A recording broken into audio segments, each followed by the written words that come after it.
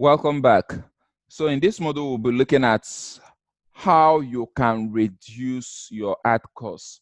Remember, the basic, what I set out to achieve by the time you must have gone through this course is to help you reduce your ad costs while dramatically increasing your return on ad spend.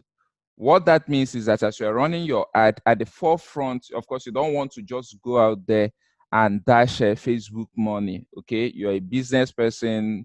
You are, unless you have rich investors in your business that is throwing money right, left, and center. If not, as a startup or at whatever stage you are in your business, you are looking to gain the highest return on investment for any investment you make. All right. And that also includes how you go about your Facebook ad. So how do you reduce your ad costs? Basically, you should understand that there are core things that determines your ad cost, that increases your ad cost, okay? Or how much Facebook ads charge you, how much you get to spend, and also how much you make in return. And one of such is the market. All markets are not equal. All niches are not equal. There are markets that are highly competitive, and when you are selling in such market, in such niche, because of the level of competition, of course, what it will take for you to acquire a customer in that niche or in that market will be way higher than what it would cost you acquiring a customer in a totally different niche. Okay, so you should understand the market you play in and how competitive the niche is. Another is campaign objective. In one of the modules I told you, I think the serial killer ad objective, I told you that lead generation, when you're running a lead generation ad or a purchase ad, it would always cost you more than any other objective. Okay, so the kind of campaign or your campaign objective also determines what the cost would be. But this one is basic. So no matter, even though yes, these two, lead generation, purchase, will always come at a higher price than any other single objective. It goes without saying that you should also be looking out on how to optimize that, how you can still bring down the ad costs when you are running any of those campaign objective. Okay, another is a lack of engagement. Of course, when there is not enough engagement on your ad, it could be down to either you are targeting the wrong audience or your ad creative. It could be your image, it could be your copy is not engaging enough. And that's why if you know that your targeting is right, is spot on, then where you should be focusing whenever you're running an ad is on your ad creative. Should be testing different ad copies. You should be testing out different images until you find a winner. And what the winner is, the winner is basically what I consider a winner whenever I'm running a Facebook ad is I look at two things. One that has my target audience well engaged on it. Secondly, the one that is performing exactly what I would want it to perform. Okay, so why I had to add that is yes, you can be getting high level of engagement on your ad, but the main objective of why you are running, in this case, I would assume you are selling a physical product, which is to get people buy your product, might still be defeated. It might not, your main objective might still not be met. Okay, so that's why I say yes, when there is good level of engagement on your ad, it brings down the cost, the ad cost. But then again, you shouldn't sacrifice the ad objective, your main aim of running the ad, on the altar of engagement. Okay, both, as a matter of fact, should work hand in hand, and that will help you to run ad at a very low ad cost. Yes, I get it. Some people will tell you if you are making sales, you shouldn't be too bothered with whatever Facebook charges you for as the ad cost or per action of your audience. I don't subscribe to that. Even as much as you are making sales, you should also, this is business. Like I said, you're always looking at how to minimize costs in terms of what is going out of your business and how to maximize the cash flow, what is coming into your business. So, lack of engagement is one of the drivers of your ad cost. Another is the time of the day or week you are running your ad. Some people don't know this, but if you take time to analyze your ad, to look at the report, you are going to discover that there are some parts of the day, some hours in the day, or some days in the week that don't gain you much traction. As a matter of fact, at these specific points in time, you are likely to spend much more than other times when engagement is high. So I'm going to, there's what we call day pattern. I'm still going to show you how you can do that. One of the things I've discovered is that you have to pay attention to when your ad is performing at its peak. What time of the day, what time of the week. And when you do that, it will help you to know what to do, the next thing to do, which is to run your ad, get it delivered at exactly those moments that you have enough engagement. I will still touch more on that. Okay. Another thing that drives up your ad cost is ad fatigue. Most times, the way you know that, yeah, your ad is no longer pulling in both the engagement and sales is when you look at your relevance score and it must have dropped. Okay. And basically, what leads to that? Yes, lack of engagement leads to that. And lack of engagement could be, apart from you not targeting rightly, it could be that people are already used to your ad creative. Probably your ad has been running for a long while, that it gets being shown to the same set of people over and over and over and over again.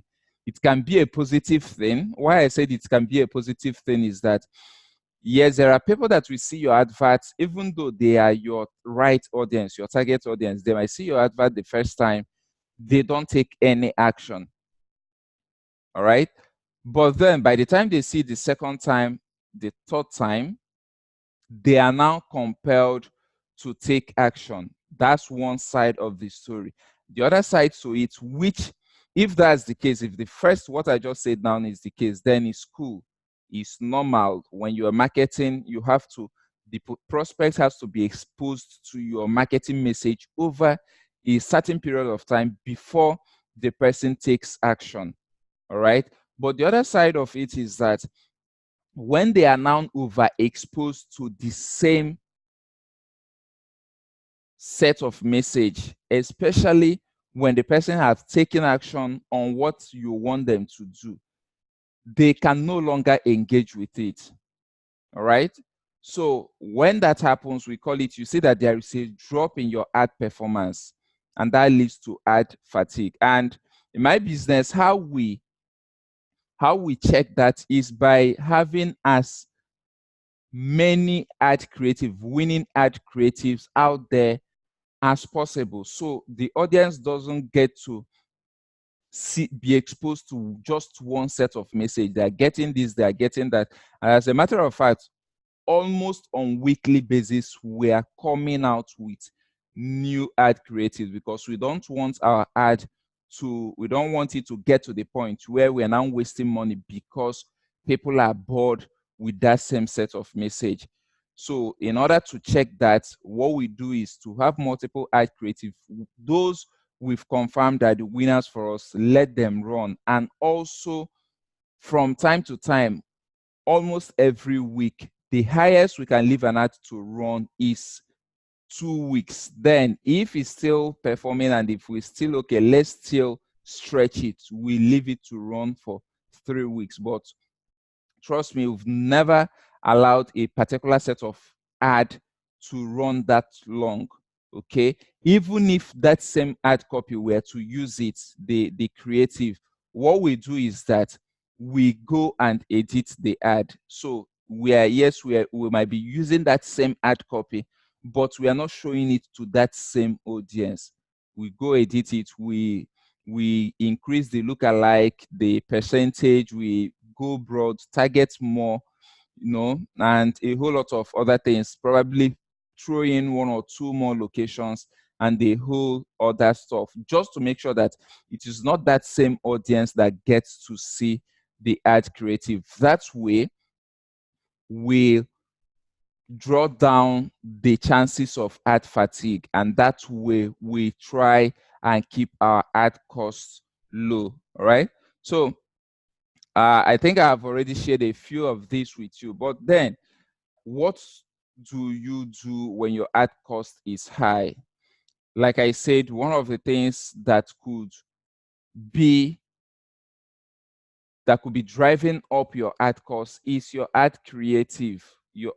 When it's suffering from your ad is suffering from ad fatigue, because it has been exposed over time for a long period of time to the same set of audience, to the point that they see it but they no longer take action, because probably they have already taken action on whatever it is you want them to do. Okay, so in order to check that, what you do is to constantly change your ad creative. Run multiple ads, find the winners, now use it, and from week to that is not for the lazy person. Okay, so for every week you should be on your toes. You should be thinking, what new creative can I put out there, and still keep on testing. That way your ad will stay fresh. Another thing is, like I said, even if you must use the same ad creative, the same, yes, you have discovered a winning ad copy, you now have a winning image, you want to use that same ad creative, then over time, you should look at your targeting. Okay, you should look at your targeting. That's the ad set. You can tweak something on the location or the people you target or the interest. That way, a totally different set of people who are still within your ad audience or your market will get to see your advert.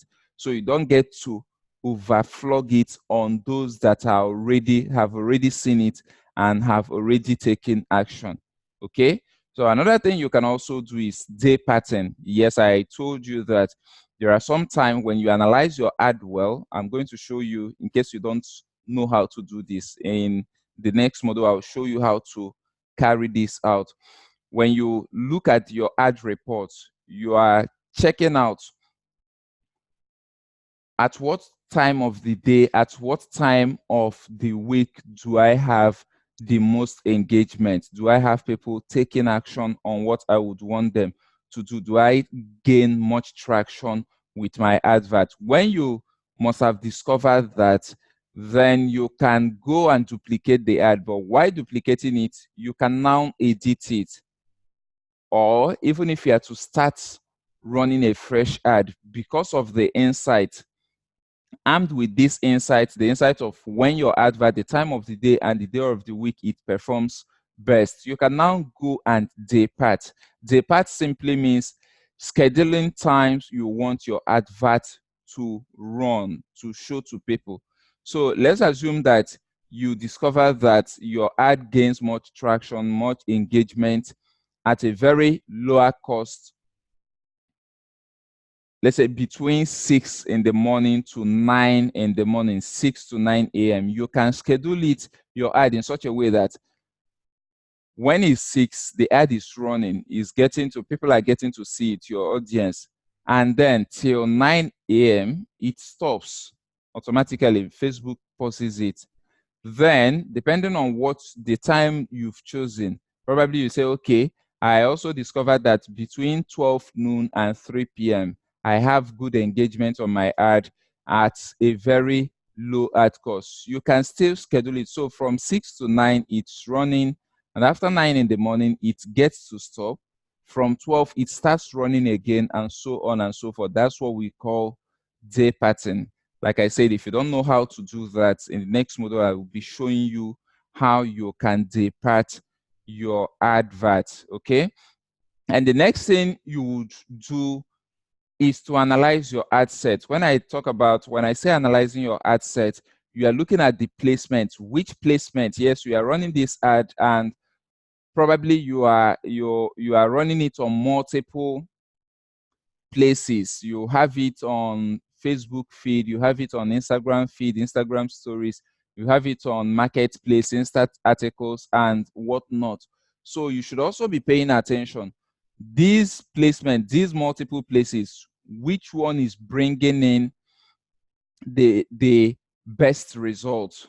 Okay, which one is bringing in the best results? And when you find that, discover the one, it might be just Facebook, you might get to find out that is your advert is gaining more traction, bringing in more results when on Facebook feed, much more than Instagram feed, Instagram stories, instant article, or any other stuff, any other placement out there. So when that's the case, it means that on the other placements, more or less, you are losing money because you're not getting the level of results you would want. So what do? Is either there are two things you could do if that is the case. Number one is you might want to eliminate all those other placements and just focus on the one that is bringing you the most results. So in this case, it's assumed that is Facebook feed. So you just stop others, edit your ad, eliminate those other placements, and focus on the one that is bringing you the best results.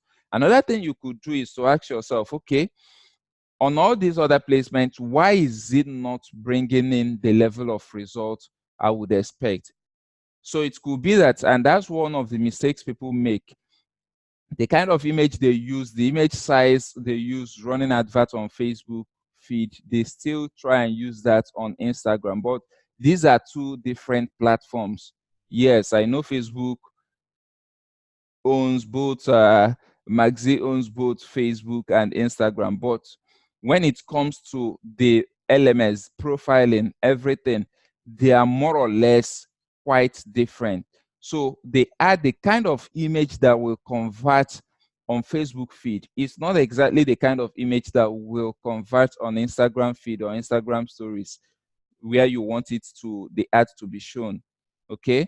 So what you can do, like I said, is either you kill the other placements that are not getting you the best result and focus on the one that is bringing you the best result. Or you might want to ask yourself, why is the ad not performing on other placements? Could it be down to my image? Could it be down to my ad creative? And then you might want to separately down test, still start testing out on those other placements by themselves, all alone, not trying to mix things up. Okay.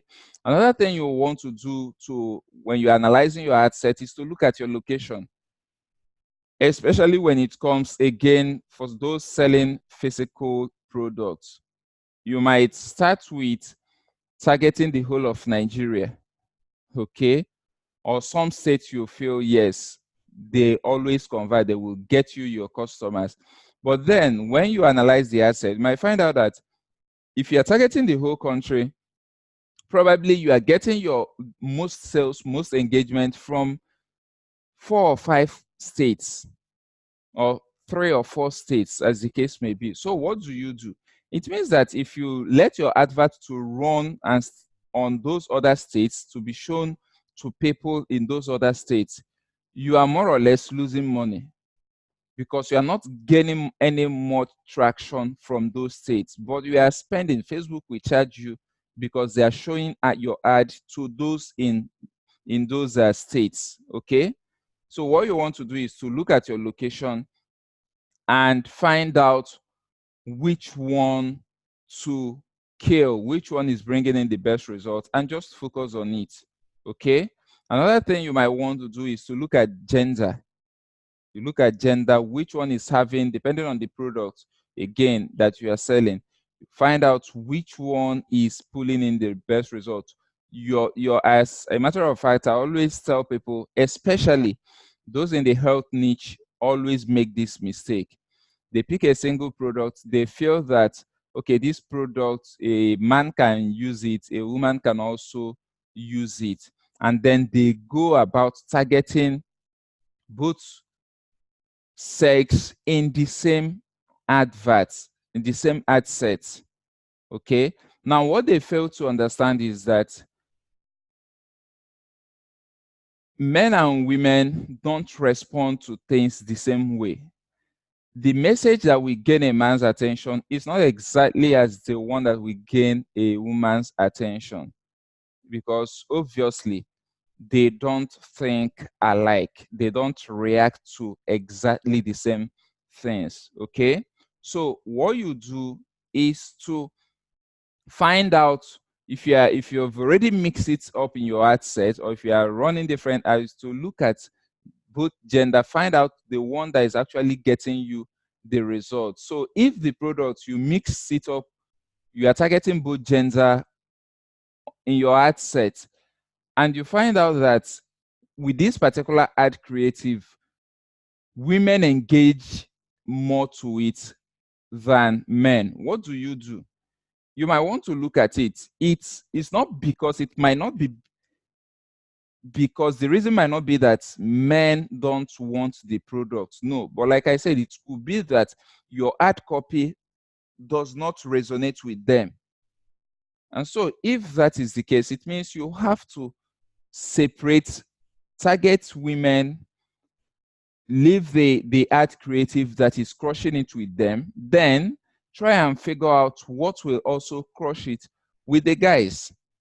So that's another way you can, instead of targeting both and it's only one set that is engaging more with your advert, and you still get to pay because your ad is being shown to the other sex, which more or less they are not taking action on what exactly you want them to take. Okay. So another thing you also have to look at is the age. Unfortunately here, most people don't, or some people don't get to reveal their real age on Facebook. You see someone that is 60 something, the person is wants to answer sweet 16. You see someone that is 16, the person is claiming to be older than his or her grandparents. Okay, so that way you might not, you think you are targeting those between let's say 27 to 45. Yes, chances of you getting those people are very high, but then it goes without saying there are still others that are not in that age bracket, but because they didn't put their real age on Facebook, they still get to see your advert.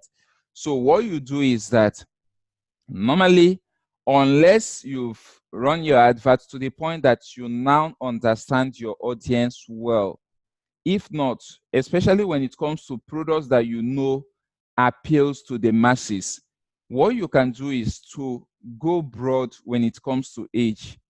So you could do from 20 to 65 plus, or from 25 to 65 plus.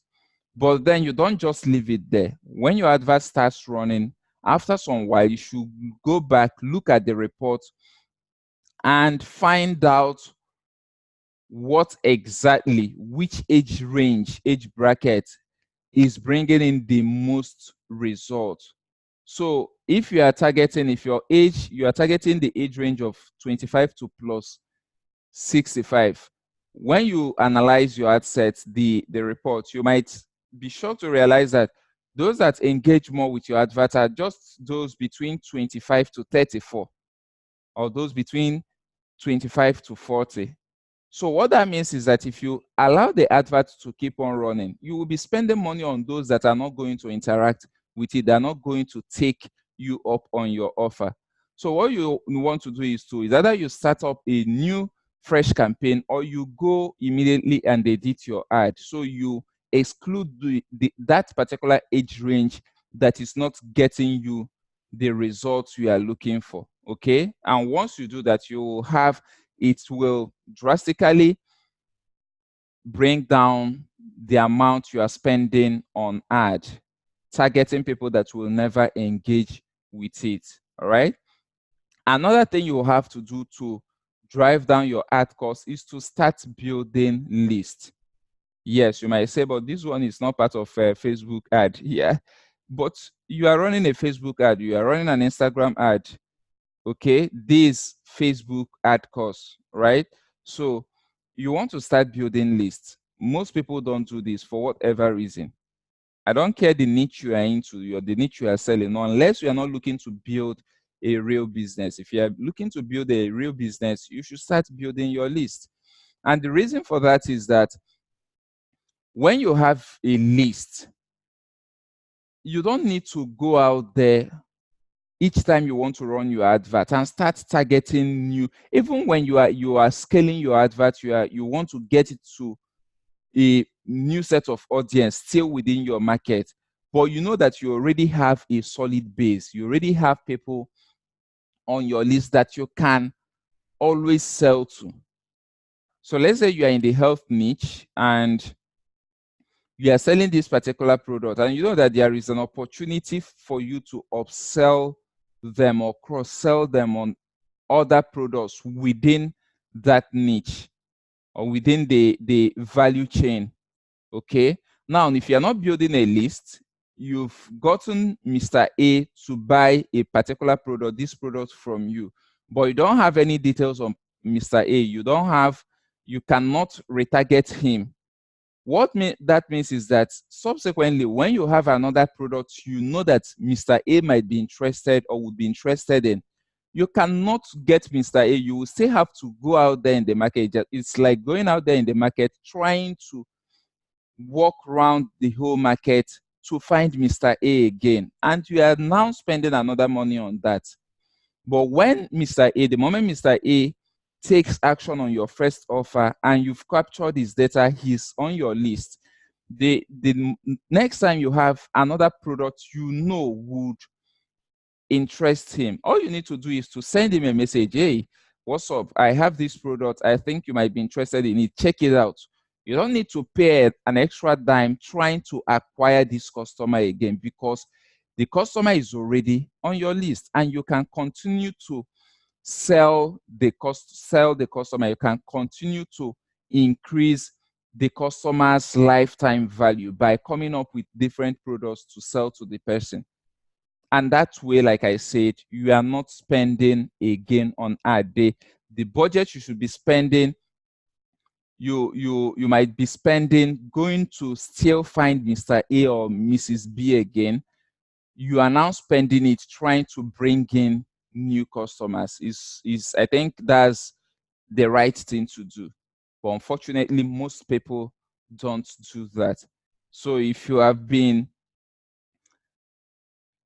been lagging behind when it comes to building lists, please, I urge you, start building your list. Like I said, if you are actually looking to build a real business, you must start. It's not optional. You must start building your list. Okay, so that's that on how you can reduce your ad costs. I've shown you what the things that drive your ad costs and what to do for you to be able to bring it down. All right, so see you in the next module.